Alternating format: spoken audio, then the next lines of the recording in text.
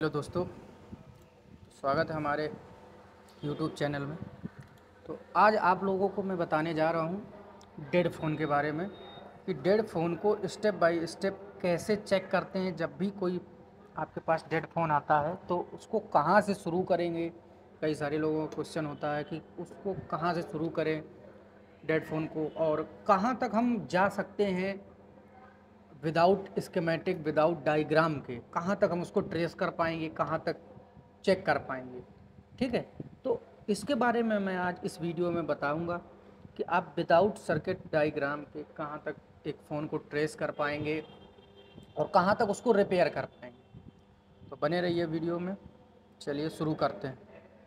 देखो, सबसे पहला काम, जब भी कोई फ़ोन आपके पास आता है तो आप सबसे पहले उसकी बैटरी चेक कर लो कि उसकी बैटरी सही है या नहीं है, चार्ज है या नहीं है, वो एक अलग की बात है। लेकिन सबसे पहले ये चेक कर लो कि उसमें कुछ बहुत चार्ज है या नहीं है, ताकि आपको ये पता लग जाए कि वो बैटरी जो है वो सही है, ताकि आप जब उस फ़ोन को रिपेयर कर लें उसके बाद जब उसको लगा के ऑन करें तो आपका फ़ोन ऑन हो सके।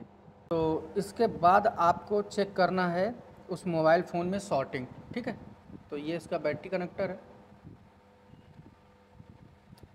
तो यहाँ पे मैं अभी आपको शॉर्टिंग चेक करके दिखाऊंगा। तो ये देखिए, मैंने मल्टीमीटर को बजर पे लगाया हुआ है और एक प्रोब को, रेड प्रोब को मैं ग्राउंड करूँगा और दोनों टर्मिनल पे चेक करना। देखिए, कोई भी बैटरी हो उसका एक प्लस होता है, एक माइनस होता है। ये जो दो टर्मिनल बड़े बड़े होते हैं उनमें एक प्लस होता है, एक माइनस होता है। अगर इस तरफ प्लस होगा तो इस तरफ माइनस होगा, अगर इस तरफ माइनस होगा तो इस तरफ प्लस होगा। जैसे मैंने इस तरफ चेक किया तो ये देखिए बीप कर रहा है, यानी कि ये इसका माइनस सिरा है, क्योंकि ग्राउंड से ग्राउंड बीप कर रहा है। और ये इसका प्लस सिरा है, तो प्लस पे यहाँ पे वैल्यू भी आ रही है हमारी 480, यानी कि ये बिल्कुल ओके फाइन कंडीशन है। आपका 600 650 तक भी आएगा तब भी आपकी ओके फाइन कंडीशन रहती है, और 250 से ऊपर आना चाहिए हमेशा। ठीक है, इसके बाद एक बार हम प्रोब को पलट के चेक करेंगे। अब मैं रेड प्रोब से चेक करूँगा तो रेड प्रोब से भी यहाँ वैल्यू आके चली गई। ठीक है, यानी कि बिल्कुल ओके है, और ये माइनस तो बीप करेगा ही करेगा। ठीक है, तो यहाँ पे इस फ़ोन में कोई भी शॉर्टिंग, जो वी बैट की लाइन है इसकी, जो वी बैट की लाइन है उस लाइन में यहाँ पे कोई भी शॉर्टिंग नहीं है, यहाँ से ये कन्फर्म होता है। अब हम बढ़ेंगे अगले स्टेप पे। ठीक है, अगले स्टेप पे आपको चेक करना है कि हमारी चार्जिंग आईसी वर्क कर रही है कि नहीं कर रही है। अब देखिए, उसको कैसे चेक करेंगे आप, चार्जिंग आईसी वर्क कर रही है कि नहीं कर रही है। उसको चेक करने के लिए आपको इसमें चार्जर लगाना पड़ेगा फ़ोन में। चार्जर लगाने के बाद आप या तो पावर आईसी के पास, जैसे ये बहुत सारे कैप लगे हुए हैं, इधर ये पावर आईसी है इसकी। ठीक है, यहाँ पे बहुत सारे कैप लगे हुए हैं। यहाँ पे इनपुट के भी कैप हैं, आउटपुट के भी कैप हैं। जो वीपीएच होता है 3.7 से 4.2, वो इनपुट और आउटपुट के दोनों कैप लगे हैं। यहाँ पे आपको 3.7 से 4.2 तक अगर किसी कैप पे वोल्टेज मिल जाता है तो हमारी चार्जिंग आईसी कहीं तक ओके मानी जाती है। लेकिन अगर उसकी पूर्णतः आपको टेस्टिंग करनी है तो पूरा चार्जिंग आईसी का फंक्शन चेक करना है। तो यहाँ पे अभी चार्जिंग आईसी का पूरा फंक्शन चेक करने की ज़रूरत नहीं है, अगर आपका वीपीएस 3.7 से 4.2 बन जाता है। ठीक है, और यहाँ से ये कंफर्म भी हो जाएगा कि हमारे वीपीएच की लाइन में कोई भी टेस्टिंग शॉर्टिंग नहीं है। ठीक है, तो सबसे पहले मैं इस फ़ोन में चार्जर लगाऊंगा। देखिए, इसकी चार्जिंग आईसी जो है मेरे ख्याल से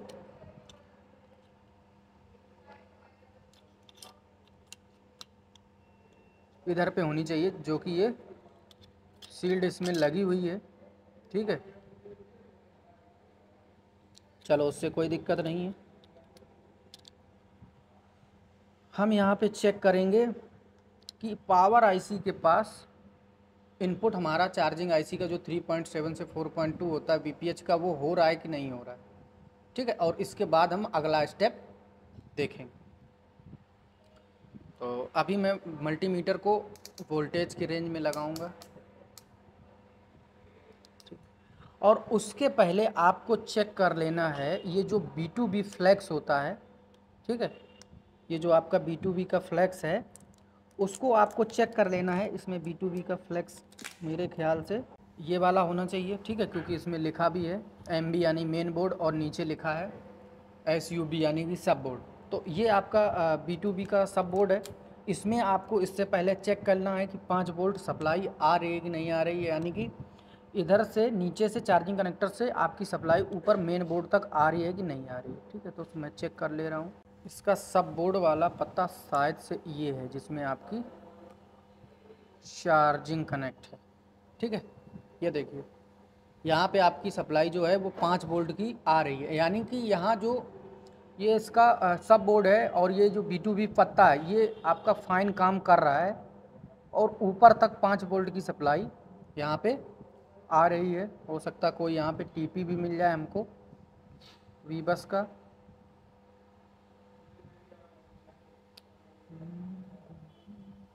चलिए TP नहीं है, मैंने पत्ते पे वैसे भी चेक कर लिया है कि 5 वोल्ट आ रहा है। ये देखिए ये वाला TP है जो ये 5 वोल्ट का मिल जाएगा।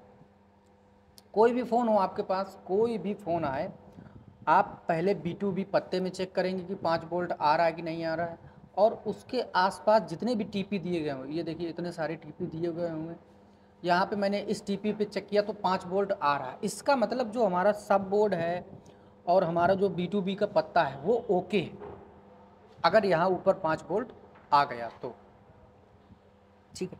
अब इसके बाद हम चेक करेंगे कि हमारी जो पावर IC है उस पे 5 वोल्ट का इनपुट हो रहा है कि 3.7 से 4.2 तक का इनपुट हो रहा है कि नहीं हो रहा। देखिए वैसे तो अभी चार्जिंग IC का फंक्शन चेक करना है आपको, उसमें बूट कैप लगा है वो भी चेक करना है आपको, लेकिन अगर आपका वो सारा ओके होगा तभी यहाँ पावर IC के पास आपका 3.7 से 4.2 का VPH पावर मिलेगा, ठीक है। तो हम डायरेक्ट वो चेक करे ले रहे हैं। तो देखिए किस कैप पे हमें 3.7 से 4.2 का वोल्टेज मिलेगा। ये देखिए यहाँ पे मिल रहा है 3.1, ठीक है। तो यहाँ से एक आइडिया लग गया हमको कि हमारा वोल्टेज बन रहा होगा। ये देखिए 3.5 के लगभग मिल रहा है, 1.4 मिल रहा है, ठीक है, और इधर भी 3.45 के लगभग मिल रहा है। यानी कि हमारी जो VPH है, जो चार्जिंग IC जो VPH बनाती है वो हमारा यहाँ पावर IC तक आ रहा है, यानी कि पावर IC जो है हमारी वो लगभग ओके है। ये वोल्टेज आपका तभी बनेगा जब आपकी चार्जिंग IC और पावर IC लगभग में ओके होंगी। अभी पूरी ओके यहाँ पे आप नहीं बोल सकते हो उसको, ठीक है।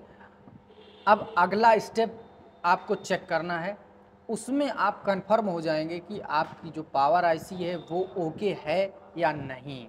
पावर IC के पास ये देखिए ये लगी हैं बक कॉइल्स, ठीक है। इन पे आपको चार्जर लगा के वोल्टेज चेक करना है सब पे। अब इनमें जैसे 2, 3, 5 और 3, 8 कॉइल्स लगी हैं ये बक कॉइल, तो इनमें या तो सब पे वोल्टेज बनेंगे या तो एक छोड़ के सब पे वोल्टेज बनने चाहिए। कई कई फ़ोन में ऐसा होता है कि एक पे वोल्टेज नहीं बनता और सब पे बनता है, और कई कई फ़ोन में ऐसा होता है कि सब पे ही वोल्टेज बनता है। तो अभी मैं एक एक करके सबको चेक करूँगा और यहाँ पे जो वोल्टेज जितने भी बनेंगे जो भी बक कॉइल पे वो बिल्कुल कांस्टेंट बनने चाहिए, बिल्कुल फ्लक्चुएसन नहीं होना चाहिए, ठीक है। बताता हूँ आपको। तो सबसे पहले इस कॉइल पे चेक करते हैं। तो देखिए यहाँ पे 0.86 या 7 मिल रहा और बिल्कुल डट वहाँ पे रुका हुआ है। यहाँ पे भी 0.86 बिल्कुल यहाँ पे स्टिल है। यहाँ पे 0.86 बिल्कुल स्टक है और यहाँ पे भी है, और यहाँ पे 0.90, ठीक है, मिली वोल्टेज वो भी स्टक है। यहाँ पे हमारा हाई LDO यानी कि 2.0 बन रहा है और बिल्कुल ये स्टक है। 1.0, 1.1 ये भी स्टक है, और 1.3 लो LDO ये भी हमारा बिल्कुल ही स्टक है। यानी कि इन बक वोल्टेज में हमें कोई भी फ्लक्चुएसन देखने को नहीं मिल रहा है और बराबर से वो बक वोल्टेज मिल भी रहे हैं, ठीक। तो जब बक वोल्टेज बराबर से मिल रहे होते हैं उनमें कोई भी फ्लक्चुएसन नहीं होगा, तो 90 से 95% हमारा ये होता है कि हमारा जो पावर IC का सेक्शन है वो ओके है। क्योंकि पावर IC के सेक्शन में या LDO सेक्शन में या वीपीएच की लाइन में कहीं भी अगर शॉर्टिंग होगी तो ये जो बक वोल्टेज होते हैं जो मैंने आपको चेक कराए हैं ये कभी नहीं बनेंगे। ठीक, अब हम देखते हैं एक अगली टेस्टिंग। ठीक है, जो कि आपको अभी तक तो शायद है किसी ने बताई हो या नहीं बताई हो, वो बात अलग की है, लेकिन मैं इस वीडियो में आपको बताऊंगा। देखिए, आप कोई भी मदरबोर्ड ले लीजिए, उसमें क्या होता है, मदरबोर्ड के अपर साइड यानी कि जिस साइड कैमरे लगे होंगे और जिस साइड आपकी पावर आईसी वगैरह लगी होगी उस साइड देखिए बहुत सारे कैप लगे होते हैं इकट्ठे। इधर देख, ये बहुत सारे कैप इकट्ठे लगे होते हैं। इन कैप पे मेरे अकॉर्डिंग वोल्टेज जो आता है वो 0.6 से लेके 0.8 अगर बन जाता है तो कहीं ना कहीं मेरे एक्सपीरियंस के अकॉर्डिंग यहाँ पे आपका जो सीपीयू होगा वो ओके होता है, क्योंकि यहाँ पे जो वोल्टेजेस आते हैं वो हमारे सीपीयू के वोल्टेजेस होते हैं। और यहाँ पे जितने भी ये कैप लगे हुए हैं ये ज़्यादातर सीपीयू की लाइन में लगे हुए कैप होते हैं। अब ये चीज़ आप हर फ़ोन में अप्लाई नहीं कर सकते हो। ठीक है, ये मेरे एक्सपीरियंस के अकॉर्डिंग मैं आपको बस एक हिंट के तौर पे बता रहा हूँ कि आप जब भी डेड फ़ोन चेक करें तो एक बार ये ज़रूर चेक कर लें। ठीक, तो चलो चेक करते हैं यहाँ पे 0.6 से लेके 0.8 वोल्टेज बनता है कि नहीं बनता है। इधर तो नहीं बन रहा है, इधर देखिए ये 0.86 बन रहा है, ये 0.9, इधर नहीं बन रहा है, इधर देखिए बन रहा है, ये देखिए। और यहाँ पे वोल्टेज में बिल्कुल बक वोल्टेज के जैसे टेस्टिंग होगी। यहाँ पे कोई भी फ्लैक्चुएशन आपको नहीं मिलना चाहिए। अगर फ्लैक्चुएशन मिलता है वोल्टेज में तो कहीं ना कहीं कोई दिक्कत है, या पावर आईसी से सीपीयू की लाइन में कोई दिक्कत है, या सीपीयू से पावर आईसी के आने वाली लाइन में दिक्कत है। देखिए, अभी यहाँ पे हम लोग बिना स्कीमेटिक के ट्रेसिंग कर रहे हैं, तो जो भी पॉसिबल हो सकेगा वो पूरी करेंगे। ठीक, इसके बाद अगले पार्ट में हम लोग बताएंगे आपको कि कैसे स्कीमेटिक अगर आपके पास है तो उसको, उस डेड फ़ोन को स्कीमेटिक से कैसे ट्रेस करते हैं। अगर स्कीमेटिक नहीं है ये तब की बात है। ठीक है, तो यहाँ पे भी वोल्टेजेस हमारे बन रहे हैं। ठीक, यहाँ पे वोल्टेज हमारे बन रहे हैं। ठीक है, अभी इतना चेक करने के बाद हम लोग थोड़ा सा कॉन्फिडेंट हो जाएंगे कि कहीं ना कहीं हमारी जो पावर आईसी है और जो सीपीयू है वो ओके है, लेकिन अभी पूरा 100% हमको पता नहीं। उसके लिए अभी बहुत सारे स्टेप्स बाकी हैं जो हमको करने पड़ेंगे। ठीक है, तो यहाँ पे हमने क्या किया, हमारी चार्जिंग आईसी चेक किया हमने। सबसे पहले वी बस 5 वोल्ट की लाइन चेक की, यहाँ पे वी बस आ रहा है कि नहीं आ रहा है। ठीक है, इसके बाद हमने चेक किया अपनी पावर आईसी पे 3.7 से 4.2 वीपीएच आ रहा है कि नहीं आ रहा है। इसके बाद हमने चेक किया अपने बक वोल्टेज की, हमारे बक वोल्टेज बन रहे हैं कि नहीं बन रहे हैं। इसके बाद मैंने चेक किया यहाँ पे ये जो कैपेसिटर लगे होते हैं बहुत सारे, इन पे वोल्टेज यहाँ पे भी बन रहे हैं। ठीक है, अभी एक बारी आती है क्रिस्टल।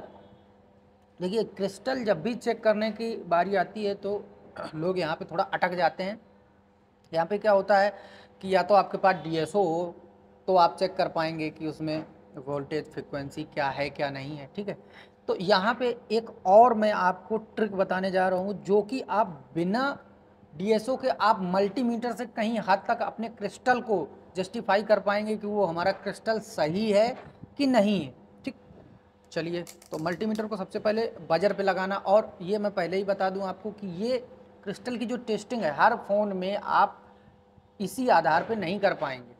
जो आपके 5G फ़ोन आ रहे हैं, जो अपग्रेडेड फ़ोन है, शायद उनमें ये ट्रिक वर्क ना करे। फिर भी जो 4G फ़ोन है, 3G फ़ोन है, 3G का तो काम ही ख़त्म है, 4G जो फ़ोन है उनको आप इस ट्रिक से चेक कर पाएंगे उन क्रिस्टलों को। ठीक है, तो सबसे पहले आपको मल्टीमीटर को बजर पे लगा लेना है। ठीक, इसके बाद रेड प्रोब को ग्राउंड करके, ये देखिए क्रिस्टल में आपके 4 लेग होते हैं, 1 2 3 4। तो एक लेग इसमें करेगा आपका बीप, ये देखिए, यानी कि ये ग्राउंड है। ठीक है, और एक दूसरे लेग में जब आप चेक करेंगे तो यहाँ पे आप वैल्यू देखिए, जीआर वैल्यू देखिए बिल्कुल स्टक है, 822 पूरी स्टक रहनी चाहिए। यहाँ पे जितनी भी जीआर आएगी, जिस पे भी आएगी, वो बिल्कुल स्टक रहनी चाहिए। और दो पे जीआर, दो पिनों पे आपकी जीआर सेम आएगी, एक पे बढ़ के आएगी और एक पे ग्राउंड यानी कि बीप करेगा। तो एक पे मैंने जीआर चेक करी 822 के लगभग आई, ठीक है, और यहाँ पे आई है 830 के लगभग, कोई दिक्कत नहीं, और वो भी स्टक है। और चौथे पे भी आपकी 880-85, यानी कि ये थोड़ी ज़्यादा है, बाकी इसको और इसको आप मान सकते हैं सेम जीआर, ठीक है ना। यानी कि एक ये ट्रिक है क्रिस्टल को चेक करने का कि एक आपका पॉइंट बीप करेगा, एक आपका दो पे आपकी सेम वैल्यू आएगी और तीसरे पे आपकी वैल्यू थोड़ी सी बढ़ के आएगी, लेकिन जो तीन पे वैल्यू आएगी वो बिल्कुल आपकी स्टक आनी चाहिए, ठीक है। ये ट्रिक है चेक करने की, इस हिसाब से आप क्रिस्टल को चेक कर पाएंगे। तो इतनी टेस्टिंग हमने कर ली है, अभी हम आगे का स्टेप्स देखेंगे, ठीक है। आगे का स्टेप में हम इसको चेक करेंगे अब डीसी मशीन से, ठीक है। देखिए यहाँ पे मैं सबसे पहले डीसी मशीन से ही चेक करके आपको वेरीफाई कर सकता था कि क्या प्रॉब्लम है क्या नहीं है, लेकिन यहाँ पे हमें आपको दिखाना था कि किस तरीके से जब डीसी वर्क नहीं करती, हमारे डीसी की रीडिंग हमको एबनॉर्मल मिलती है, उल्टी सीधी मिलती है, तब हम कैसे जस्टिफाई करेंगे, कैसे ट्रेस करेंगे। तो यहाँ पे इसलिए मैंने यहाँ पे आपको ट्रेस करके पूरा फ़ोन दिखाया है कि डेड फ़ोन का जल्दी से कैसे टेस्टिंग करें। ऐसे टेस्टिंग करने के लिए तो बहुत सारी चीज़ें हैं, लेकिन अगर आपके पास एज ए दुकानदार फ़ोन आता है तो आपके पास इतना टाइम नहीं होता है कि आप एक एक चीज़ चेक करने बैठेंगे। तो जो मैंने ये स्टेप्स बताए हैं ये बहुत कम समय में आपके चेक हो जाएंगे, ठीक है। तो यहाँ पे एज ए दुकानदार मैं वीडियो बना रहा हूँ। तो अब मैं चेक करूँगा इसको डीसी मशीन से, ठीक है। तो डीसी मशीन से चेक करने के लिए मैं इसकी बूट केबल ढूंढ लूँगा और इसकी रीडिंग देखूँगा क्या रीडिंग ये इसमें आ रही है। डीसी कनेक्ट कर लेते हैं। यहाँ पे देखिए डीसी कनेक्ट हो चुकी है और यहाँ पे आप ध्यान दीजिएगा डीसी मशीन की रीडिंग पे, ठीक है। और मैं पावर बटन प्रेस कर रहा हूँ, देखिए अब यहाँ पे ये 100 के ऊपर, ठीक है, 100 के ऊपर थोड़ा सा एम्पियर कभी कभी लेता है और कभी कभी ये देखिए स्टक रहता है, ठीक। अब जब स्टक पे आ जाएगा तो आप लोगों के माइंड में कहीं ना कहीं ये आएगा कि इस फ़ोन में सीपीयू का फॉल्ट है, क्योंकि इसमें क्वालकॉम सीपीयू लगा है। और कहीं ना कहीं ये भी आता है कि ईएमएमसी का भी फॉल्ट हो सकता है, ठीक, क्योंकि ये 100 के ऊपर जा रहा है। अब ये तो पता है कि हमारा प्रॉब्लम सीपीयू या ईएमएमसी से है, लेकिन इसको हम कैसे वेरीफाई करेंगे कि ये प्रॉब्लम हमारा सीपीयू से है या ईएमएमसी से, ठीक है।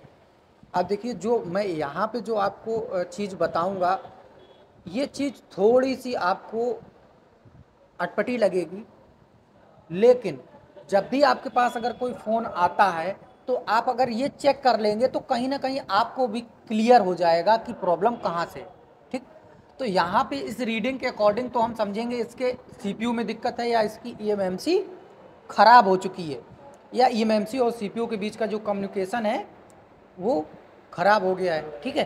तो अभी हम क्या करेंगे, कंप्यूटर में इसका पोर्ट बनाकर देखेंगे। अगर इसमें ऑटो पोर्ट बन गया तो हम इस पर सबसे पहले ईएमएमसी में काम करेंगे सीपीयू को छोड़ के, और अगर पोर्ट नहीं बना तो हम इसमें सीपीयू पहले रिवॉल्व करेंगे और ईएमएमसी को बाद में छेड़ेंगे, ठीक।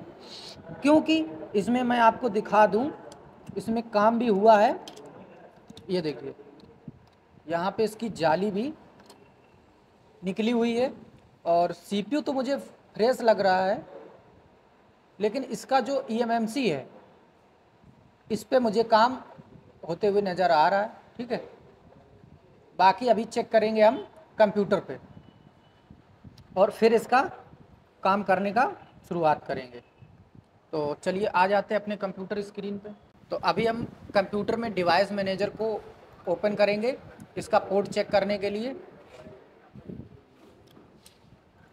और यहाँ से डिवाइस मैनेजर ऑन कर लिया है। और अभी हम चेक करेंगे इसको कंप्यूटर में कनेक्ट करा के इसका पोर्ट।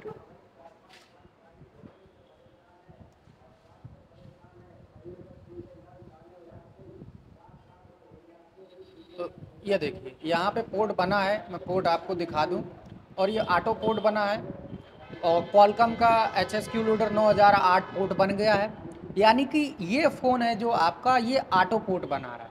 अब ऑटो पोर्ट अगर बनाता है तो आपका यहाँ पे फ़ोन eMMC को आपको पहले काम करना है, CPU को बाद में।